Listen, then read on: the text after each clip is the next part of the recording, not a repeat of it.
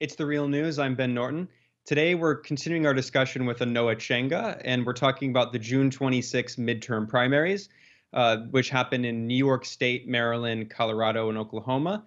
In the first part of our discussion, we addressed the most amazing upset we've seen so far in the series of midterms, and that was in New York, where the 28-year-old socialist Alexandria Ocasio-Cortez defeated the fourth most powerful Democrat in the House, Joe Crowley. And now we're going to talk about some of the other states. And I'm joined again by Anoa Changa, who's an attorney and activist and the director of political advocacy for Progressive Army. Thanks for joining us, Anoa. Thanks for having me.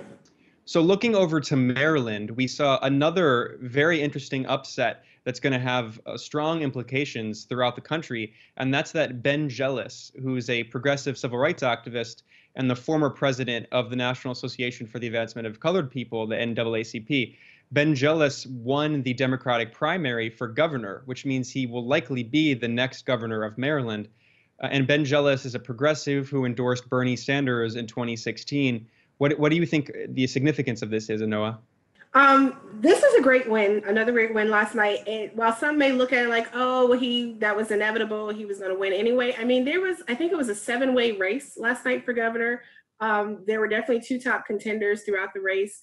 And Ben Jealous, again, embracing a strategy that looked at expanding the electorate, really looked at knocking on as many doors as possible, that was grassroots field heavy. And organizations, the grant, I don't know if people paid attention during the primary, there was a group, Grassroots, it was a grassroots phone hub for Bernie. They had folks all over the country, on the dialer. So that was really a win, looking at not just these congressional races, which tend to be the sexy ones that Democrats and progressives and other folks pay attention to, but we're looking at taking back state houses and looking at the importance and value of positions like the governor, like secretaries of state, like lieutenant governor races. Ben Jealous's win is pretty significant in bringing Maryland back into the fold and reclaiming, governorships that have been lost through the hubris and folly of the establishment class of the Democratic Party. Just also thinking about Ben Jealous's win, this is someone who is new to politics, right? He's not a previous he's not a previous office holder. He is a movement leader, so to speak. And he took that brand and knowledge of the grassroots, of the streets, and took it into, this campaign and this race, and it clearly paid off. Yeah, and let's talk about Colorado as well. In Colorado, we saw that Jared Polis won the Democratic nomination for governor. This is Colorado's first openly gay congressman. And if he wins, he could be the first openly gay man ever elected as a governor of a U.S. state. And he's running against Walker Stapleton, who's a Trump supporter. Can you comment on this?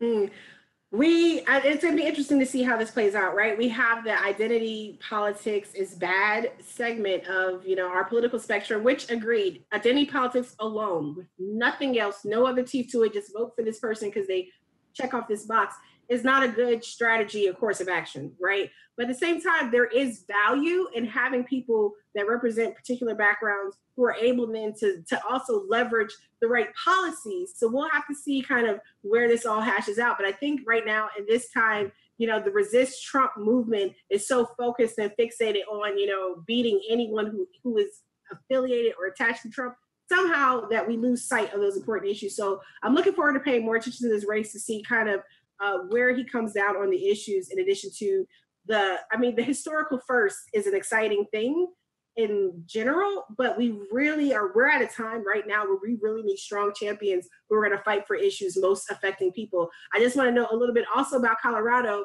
Look at the state level. We also had a pretty tight race that was in, I think it's the State House District 9, I think it was, with Emily Sirota, who happens to be married to David Sirota, the journalist. But Emily actually had a really tough challenger who was backed by Planned Parenthood, Emily herself being a very active pro-choice advocate as well, former social worker. But part of that backlash had to do with her support for Planned Parenthood workers who were trying to unionize in Colorado. So it was really interesting to see Planned Parenthood spend that much money in a primary against another Democrat who was also a pro-choice candidate. They claimed that it was not unusual, but come on, like we can see between the lines. So that was another interesting win. She won her, I forget what the spread was, but she did pull out a victory. Another grassroots, people-driven campaign and process that really had the whole family out there knocking on doors in nearly 100-degree weather. So that was another great win for Colorado. Yeah, and let's move to Oklahoma, where around 100 teachers who participated in the historic teachers strike are now running for office. They're running actually as both Democrats and Republicans, but in general, they're running against many of the Republicans who oppose spending more on education and who oppose their strike. Yeah, I think this is one of the most inspiring things we're seeing coming out of the teacher strike, the wave of teacher strikes we saw, which started with, West Virginia. I was back in West Virginia a few weeks ago, and the teachers, they're part of the chant is the public service workers, the teachers, is we will remember in November, indicating that come election time, they will still remember. And now we see in Oklahoma, we have a wave of teachers not only remembering come November, but they themselves stepping up and taking the challenge of actually running for office. We've seen some emotional, interviews from teachers in recent weeks from Oklahoma in particular about leaving the teaching profession and how hard it is, how bad they feel because they don't want to leave the kids behind. But when you have a system that's not simply broken, but is absolutely failing, students, families, and communities across the board, we definitely need people to step up for the ranks and take some of those seats back.